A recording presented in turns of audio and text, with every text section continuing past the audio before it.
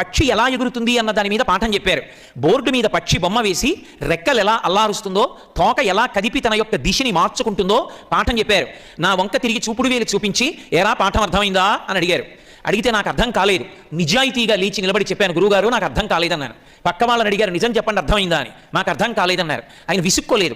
ఒరే ఇవాళ సాయంకాలం అందరూ 6 గంటలకి రామేశ్వరం సముద్రపట్టుడు ఉంటుంది, రండి సముద్రపట్టుడికి అన్నారు.